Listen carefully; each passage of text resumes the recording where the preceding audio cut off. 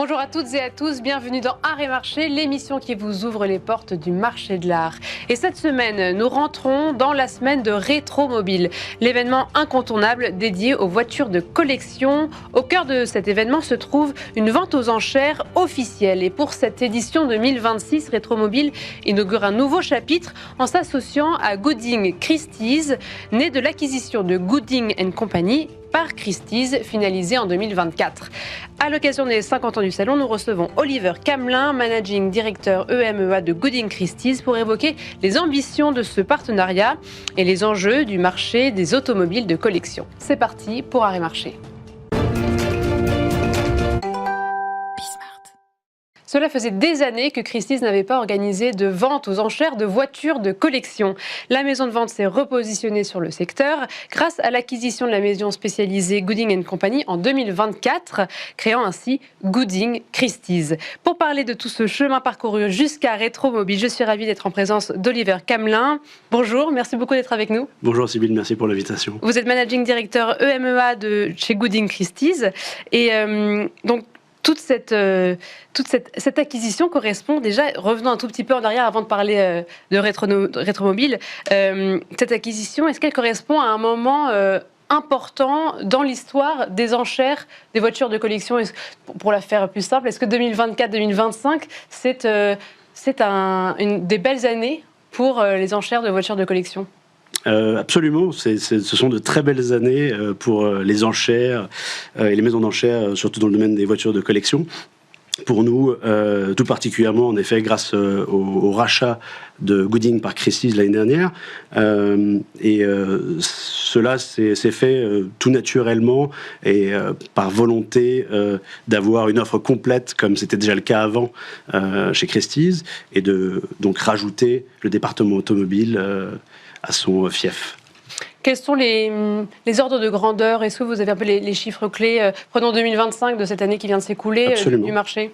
C'est une année record pour Gooding Christie's. 2025, depuis l'inception, c'est quasiment 235 millions de dollars de résultats en vente aux enchères pour Gooding Christie's. C'est également l'année record pour la voiture la plus chère vendue par Gooding Christie's depuis le début de Gooding en 2003.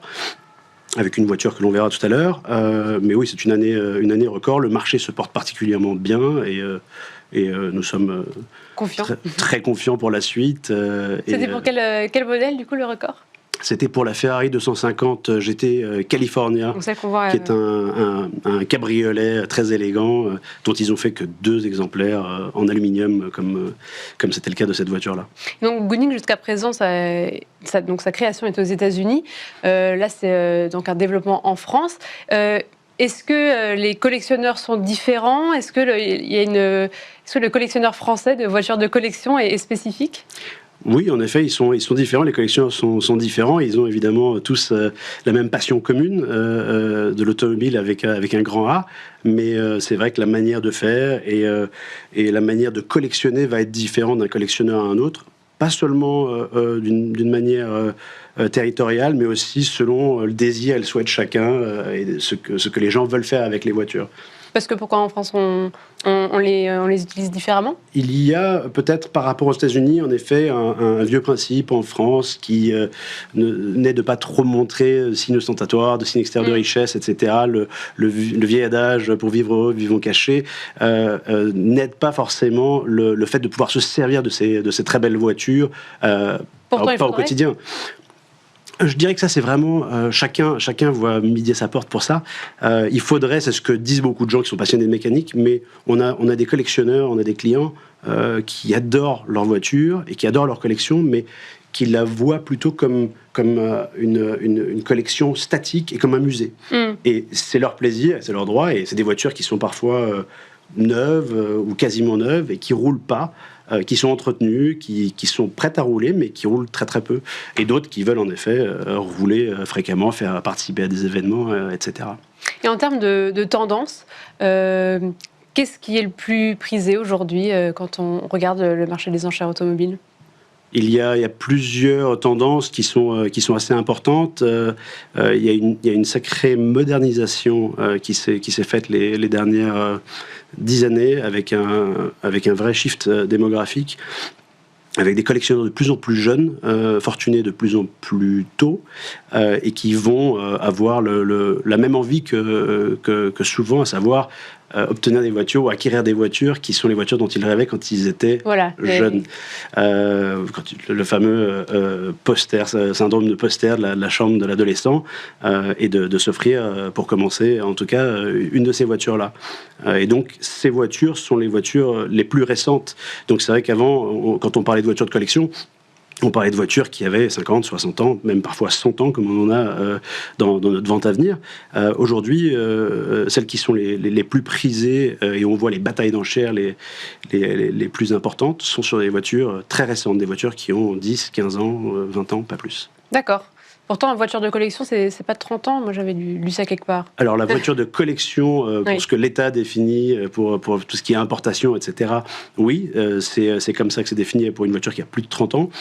Maintenant, nous, on a des voitures qui sont des voitures de collection ou à collectionner. À collectionner. Peuvent être des voitures qui sont sorties l'année dernière ou qui viennent de sortir.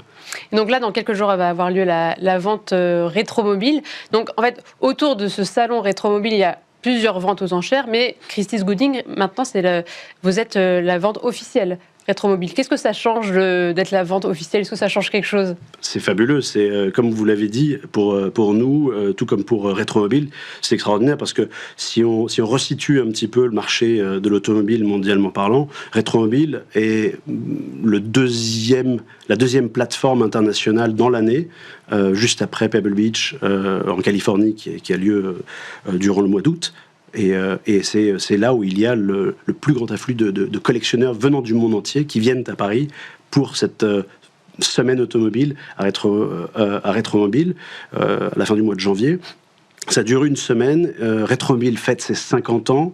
Il y a énormément d'exposants, des marchands de voitures qui viennent du monde entier et des collectionneurs qui viennent du monde entier. Et il est évident que d'être au sein de ce salon facilite grandement les choses pour nous et ainsi que pour les collectionneurs aussi, pour pouvoir venir voir les voitures et enchérir. Est-ce qu'il y aura 2-3 lots phares, si vous pouvez nous en donner que quelques-uns? Il y en a plus, mais il y en a plus. Si vous pouvez nous en donner 2-3. Après, il y en a vraiment pour tous les goûts. On a essayé de proposer un catalogue avec une offre très variée, mais je dirais que les voitures qui ont toujours un petit peu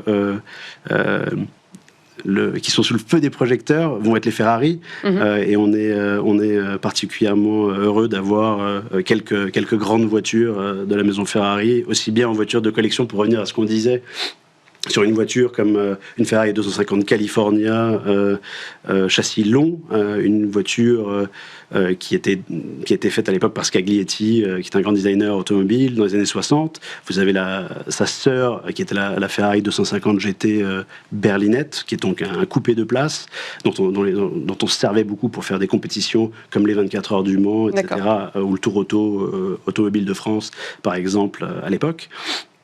Et on va avoir aussi plein d'autres voitures qui vont aller jusqu'à des voitures très modernes, comme par exemple les Ferrari FX6 ou FX6K, Evo, qui sont des voitures de course uniquement, modernes, pour accéder à un club très privé et très exclusif qui est le Corse Clienti chez Ferrari, et qui vous permet en fait d'être ce qu'il y a de plus proche d'un pilote professionnel, puisque vous êtes... L'acquérir, c'est se mettre dans la peau d'un pilote professionnel. C'est ça, vous êtes entouré d'une cinquantaine d'autres pilotes qui sont les europropriétaires de voitures similaires, et vous avez le soutien de l'écurie Ferrari qui vient directement sur les circuits, mettre les voitures en route, vous guider, prendre toute la télémétrie, etc. C'est vraiment une expérience incroyable. Pour les personnes qui souhaiteraient, justement, ces jeunes qui souhaiteraient commencer à collectionner les voitures de collection, quels seraient les critères? Sur quoi est-ce que vous, en tant qu'expert, vous vous arrêtez en premier lieu pour être sûr que cette voiture-là vaut le coup d'être acquise? Il y a plusieurs critères qui sont importants quand on veut collectionner une voiture. Et quand on veut acquérir une voiture de collection, je pense qu'il faut tout d'abord déterminer l'usage qu'on veut en faire. Si on veut l'utiliser, il est important de de faire en sorte d'acheter une voiture ou de se porter à cœur d'une voiture qui va être en bon état de fonctionnement, qui soit prête à fonctionner, qui ait été restaurée ou qui ait été bien entretenue, pour ne pas se lancer dans un projet de restauration, ce qui est aussi le dada de certaines personnes qui vont faire ça. C'est une autre histoire, quoi. Mais c'est quelque chose que les gens n'apprécient pas toujours. Alors on se dit souvent ça va être quelque chose de sympa, les week-ends, etc. Mais au final, c'est très très chronophage et ça peut-être prendre le pas sur le désir initial, le souhait initial qu'on voulait d'avoir une voiture de collection. Donc acheter une voiture qui fonctionne bien, qui a été restaurée, qui a été bien entretenue. Je dirais que la rareté de la voiture, pour plusieurs raisons différentes, que ce soit une combinaison... Ça peut être les courses, etc. Vous parliez de ces voitures-là qui ont participé à cette course phare ou emblématique, ça joue beaucoup. Alors ça, évidemment, c'est l'historique de course, si elles ont roulé dans les courses. Si c'est des voitures de particuliers, l'historique, le fait qu'elle ait par exemple appartenu à une seule famille ou à un seul propriétaire, qu'elle ait un faible kilométrage, parfois une provenance importante d'une célébrité, que ce soit du milieu automobile ou non. Il peut y avoir des choses comme ça, comme par exemple, je pense à une voiture qu'on a dans la vente, qui est une Aston Martin des Beckett, qui a appartenu à un des membres du groupe Oasis, Liam Gallagher. Donc des choses comme ça qui peuvent agrémenter la voiture, mais c'est important de choisir une voiture qui avant tout nous plaît pour son utilisation et qui va avoir des critères, donc je disais l'état, et puis de se rapprocher des experts de la maison de vente afin qu'on puisse les aiguiller vers la voiture qui sera la plus parfaite, adéquate à ce qu'ils souhaitent.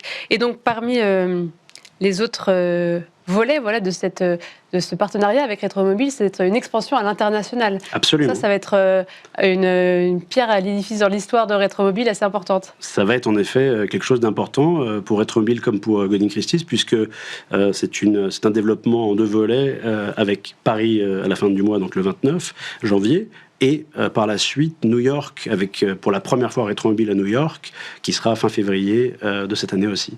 Qu'est-ce que ça va apporter d'être à New York en plus ? Bien, c'est marrant parce que beaucoup de gens se disent oui, New York, c'est pas un endroit où on roule avec les voitures, mais c'est quand même très commode, comme d'avoir un salon au sein de Paris, de pouvoir venir avec ses amis, sa femme, ses enfants, son entourage.